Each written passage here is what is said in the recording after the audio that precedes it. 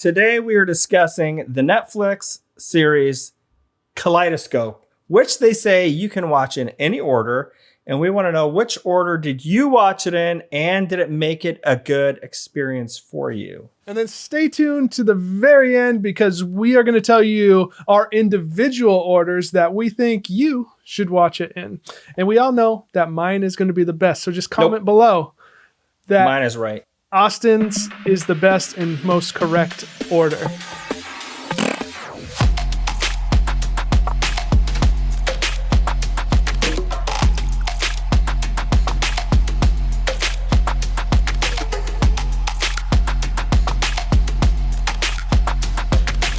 Welcome to DTF Watch This. This is a series where we tell you movies that we watched recently that we think you should go check out too. Today we did series.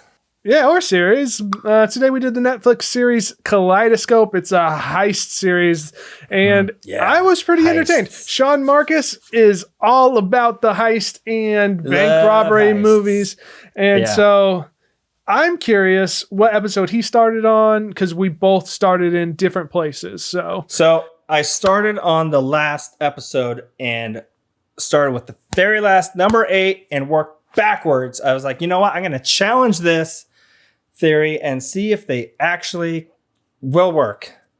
And you, sir, jumbled around, correct? I totally did. Did you flip a coin? Did you kind of flip a coin, or were you just like, this is how I feel? I'm feeling... Man, I just channeled the color gods and was like, which one is speaking to me? And I started off with violet. So I'm super happy with my choice. But that's basically how I did it, is I just went by feel until it didn't feel like it worked anymore. And then I went by reading. And then I went by Cliff Notes. Then I went by People Magazine. No, just kidding. I didn't look into anything. I mostly went by feel. But as we have just recently discovered, there is a People website that breaks it down by if you want to go chronologically, or if you want to go by Quentin Tarantino mode, which is what I am going to suggest. I've got a special order that's pretty close to theirs. And detective mode, or rainbow mode, or whatever you feel like. So your episode, you watched White as the first one, and that just dives straight into the heist. How did you feel about that? Way too confusing. I do not recommend you starting with the heist episode, the White episode, because I was so trying to figure out, okay, what's going on? Who's who? What are they trying to steal? What's with the bees? And but it still had me super interested, and I was like, I'm definitely going to watch the rest of the series because I'm hooked and I enjoy what they're trying to create. By the time I got to the White episode, I could see where your confusion would be, because there's a lot going on. There's a lot of characters, and you don't understand their motives, their relationships, and why this is happening to these people. Why are they even doing this heist? There's really no hint to any of it. And honestly, there's some kind of big spoilers in it that I feel like would be better off saved for the end. 100% agree. I mean, there's one in particular that I'm thinking about that I'm like, oh, I wish I didn't know that. Yeah. Yeah. And I'm talking about...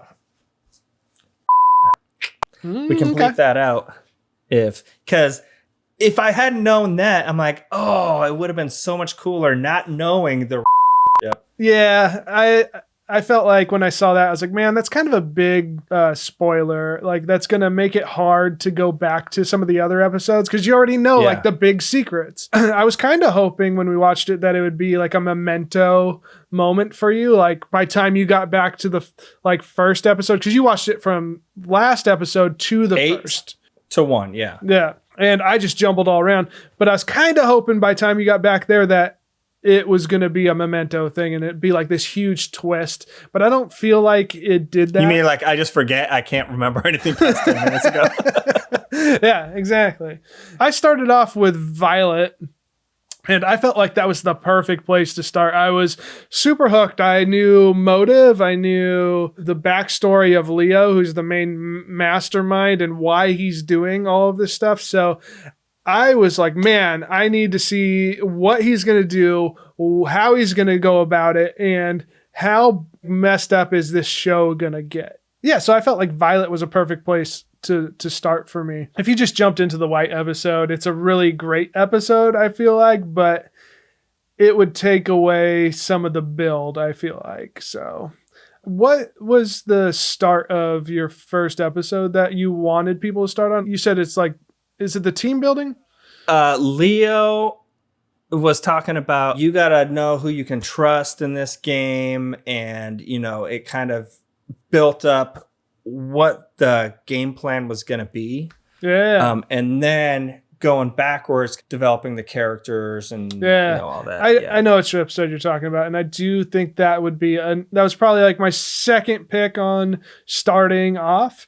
It's a really great episode to start off on too, I think, just because you do get enough of a teaser to see like, oh man, we're going into heist mode, but then also you're like developing characters, and I feel like that would be enough to get you to be like, man, I want to see how this heist plays out.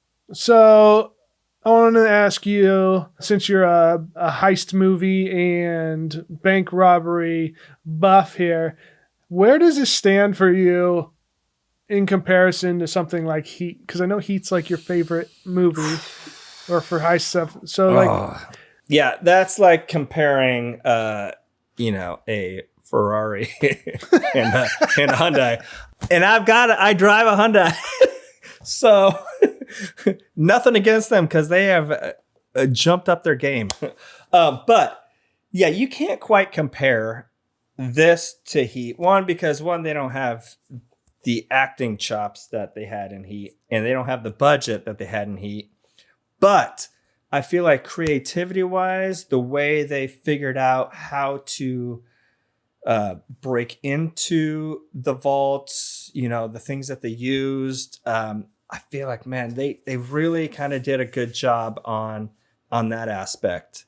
Yeah, there was a couple actors that were like, a little so-so, which kind of throws me out of it. As soon as there's one bad actor, I kind of get taken out of the zone. And then also, like I had mentioned earlier to you, their guns just sounded so fake. And I'm like, I wish they could have gotten a little bit better on that aspect. But my one biggest gripe that I was like, when I was watching it, that Leo guy is breaking into that Mr. Salas's guy's house. Yeah. And this guy supposedly has the most secure vault in all of America or something. And he just walks right in. He picks his lock and walks right in. And the dude has no cameras, no alarm system, nothing. It's like, hey, come on in. Break into my house. I honestly didn't pay attention to that. But when it comes to like heist and like say heist, bank robbery, and time travel movies, like you are just like honed in on like, that doesn't make sense. You pick out those little details, and I'm just there for the ride. I'm like, oh man, what are they going to do next? Because I feel like Ocean's 11 had like huge gaps that they just kind of filled in at the end. You're like, when did that happen? They're like, well, whatever. Like that's how they did it. So, fix it in post, right? So I think I agree though. It was very entertaining. I don't think it's heist level, but it's definitely for a Netflix series, man. Like I feel like Netflix is hit or miss on a lot of their movies. I love that they are able to let their filmmakers like really go out there and do what they want to do, but also sometimes it just falls flat. But this was a pretty solid one for me too.